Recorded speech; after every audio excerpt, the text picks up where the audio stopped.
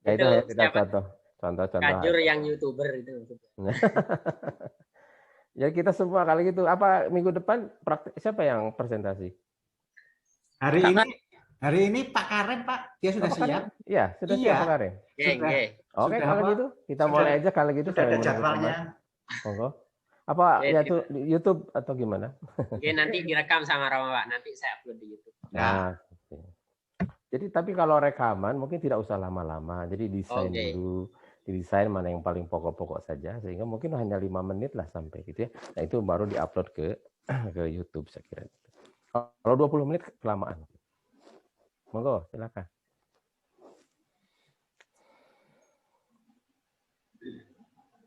Assalamualaikum warahmatullahi wabarakatuh. Assalamualaikum. Waalaikumsalam warahmatullahi wabarakatuh. Kemarin ceritanya adalah membagi satu buku ini dengan judul Program and Introduction Evaluation. Kebetulan saya ke bagian pertama, Pak. Biar Romo ke bagian yang terakhir katanya. Tapi yang jelas yang pertama dan kedua insya Allah dapat bonus dari saya. Ya, Pak. Makanya karena bonus itu saya pertama. Oke. Buku ini saya lihat dari identitas bukunya terbit tahun 2010. Saya kira rekan-rekan sudah membaca semua. Pak Dedi yang saya hormati, kami lanjut. Karena ini masih awal, saya bagi setelah saya baca introduction, kebetulan saya ini kebagian yang introduction Pak Dedi, ya ini kira-kira saya bagi menjadi 5 setelah saya baca. 1, kenapa perlu evaluasi program? Pertama alasannya adalah kalau kita sebagai guru, itu ciri guru profesional.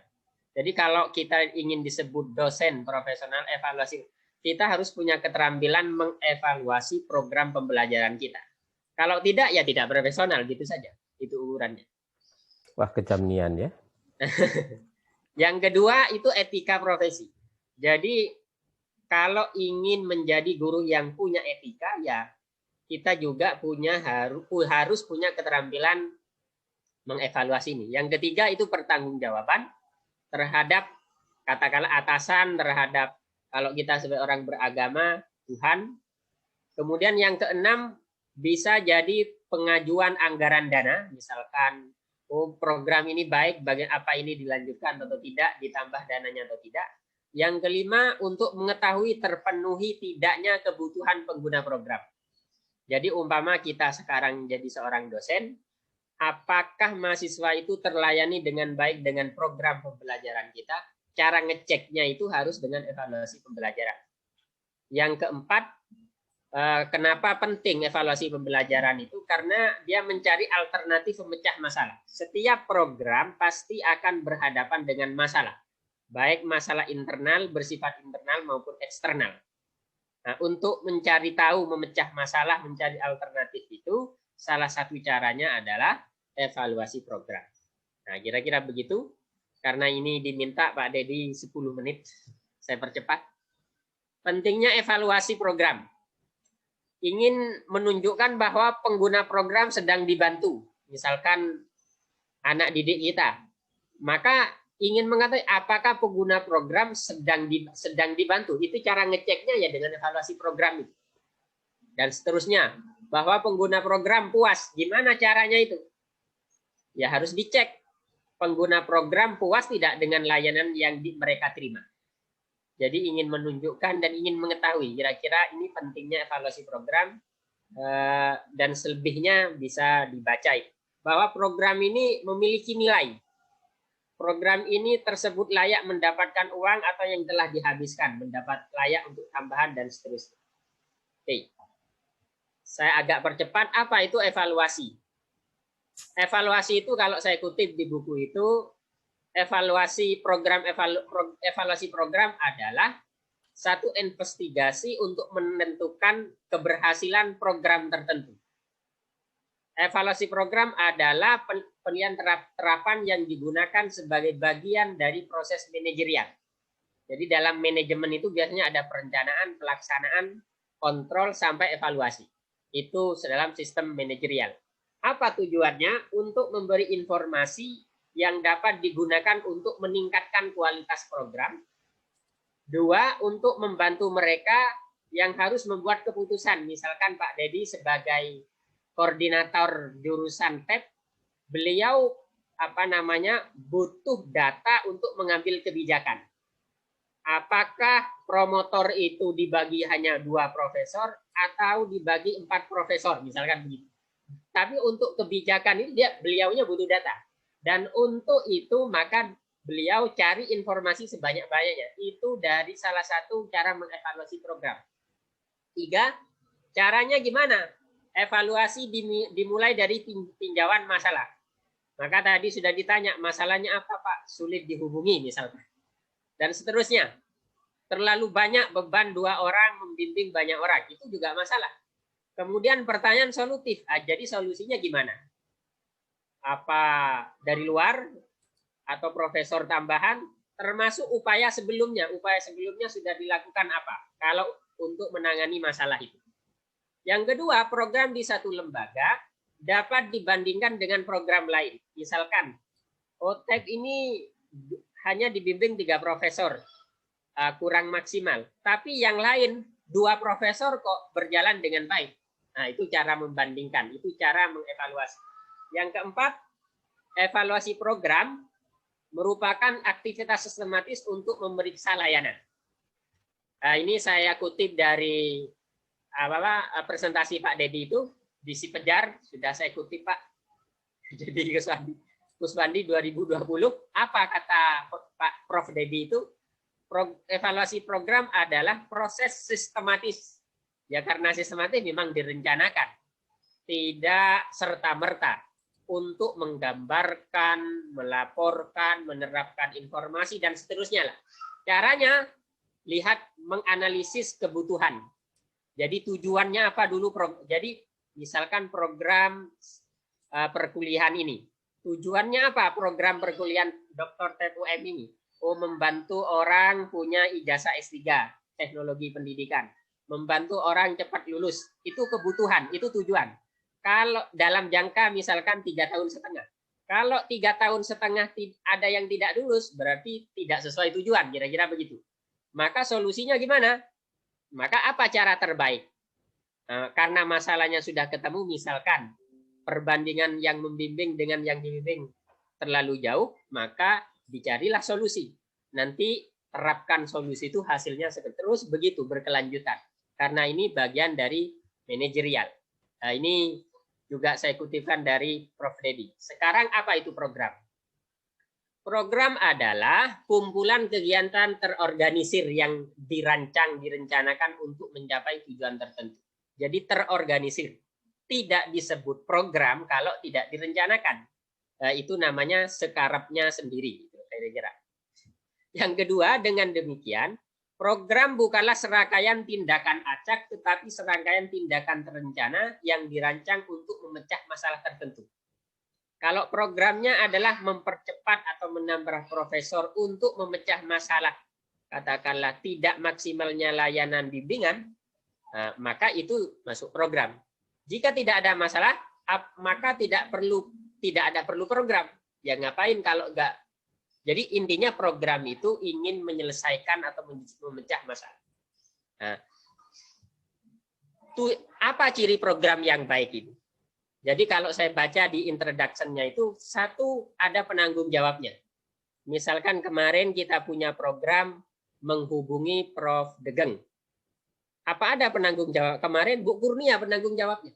Nah, itu berarti berkualitas itu. Tapi andai kita hanya bercita-cita ada yang menghubungi Prof. Degeng, tapi nggak ada yang dimintai pertanggungjawaban. Nah, maka nggak berkualitas. Kira-kira begitu. Ada anggarannya. Sebaik apapun program, tidak didukung oleh pendanaan yang memadai, ya jangan berharap itu berkualitas. Wah, tapi kan ada Pak di desa-desa itu ya nggak ada anggaran kok berjalan. Ini masalahnya ini jawabannya dengan cara yang logis, dengan cara yang terdekat kita pahami. Harus ada anggarannya. Punya ciri khas yang mudah dikenali oleh publik. Itu sebuah program. Misalkan apa itu? Yamaha itu selalu di depan. Misalkan, Fuji film itu lebih indah dari warna aslinya. Misalkan, ada filosofi yang mudah dikenali. Sehingga untuk mengevaluasinya juga mudah. 4, punya landasan konseptual yang jelas, itu filosofi. Lebih indah dari warna aslinya. Leading innovation, apa itu? Honda. Selalu di depan, misalkan. Filosofi yang jelas. Kalau UM itu learning university, jelas itu filosofinya. Jadi kalau tidak ada pembelajaran berkualitas, ya bukan UM itu. Tidak sesuai dengan karakter UM, filosofi UM. 5, punya upaya sistematis pada evaluasi layanan. Jadi kalau program tidak punya satu sistem evaluasi, berarti dia bukan program yang baik. 6, punya program evaluasi berbasis bukti. Jadi evaluasi itu berbasis bukti, tidak hanya pernyataan kosong. Apakah pernyataannya ada buktinya tidak? Sesuai dengan kenyataan atau tidak? 7, menyelesaikan masalah tertentu. Itu program yang baik. Nah, landasan filosofis ini juga terkait cara bagaimana mengevaluasi sebuah program. 1, realisme. Apa kata realisme? Kalau di introduction saya baca itu, segala hal memiliki keberadaan yang independen dan terlepas dari pengaman. Artinya ada yang real. Maka seorang evaluator program harus cari dunia yang real, sesuatu yang objektif itu. Tidak hanya asumsi. Tidak hanya pernyataan pelaku program. Tidak hanya pernyataan dari dokumen yang tertulis. Tapi lihat yang real apa, yang objektif. Itu kalau kita memakai realisme dalam mengevaluasi. Determinisme, semua fenomena punya penyebab yang bisa dikenali, bersifat fisik. Artinya apa? Kalau sebuah program punya masalah demikian, apa faktornya itu? Apa penyebabnya? Nah, temukan itu. Kalau kita memakai determinisme dalam mengevaluasi.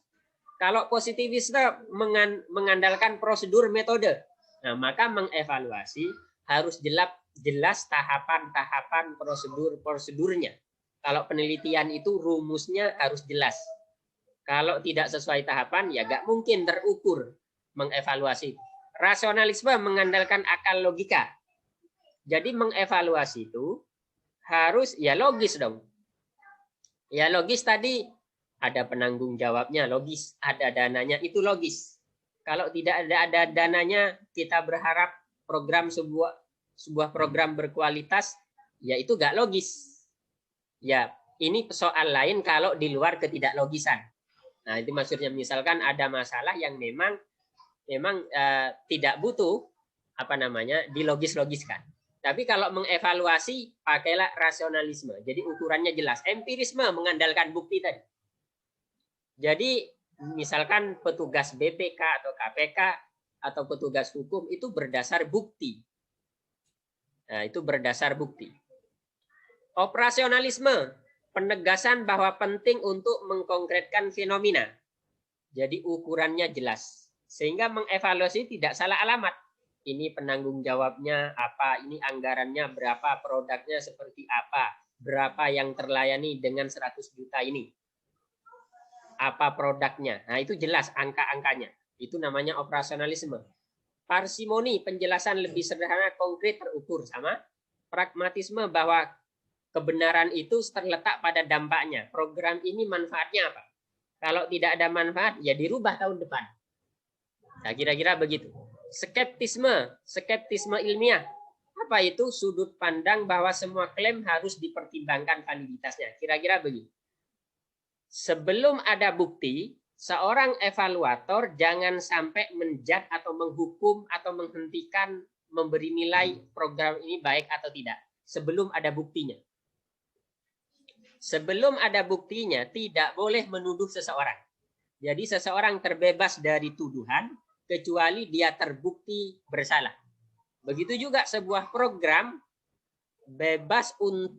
dia bebas, tidak boleh dihentikan, tidak boleh, ya bebas lah. Sebelum ada bukti, dia benar-benar tidak manfaat. Itu kalau kita memakai cara berpikir skeptisme ilmiah. Nah, kira-kira itu landasan filosofis program. Jika saya berdasar introduction.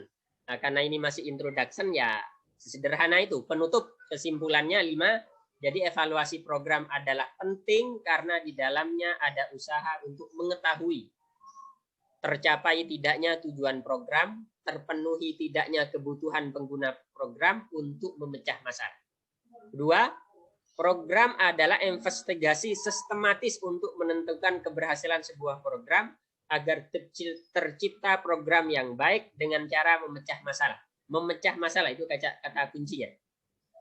Program adalah kumpulan kegiatan terorganisir, dirancang untuk memecah masalah tertentu. 4, apa ciri program yang baik? Biasanya ditanyain. Pertama, ada penanggung jawabnya, dananya ada, punya filosofi yang jelas dan mudah diingat orang. Kita tahu lebih indah dari warna aslinya, Fujifilm. Dulu kalau Anda difoto oleh Fujifilm, jadi kulitnya hitam, mungkin seperti saya, bisa lebih putih. Nah, itu lebih indah dari warna aslinya. Menyelesaikan masalah tertentu, itu ciri program. Kalau buat apa program tidak punya sumbangsi menyelesaikan satu persoalan. 5, landasan filosofisnya ada realisme, determinisme, positivisme.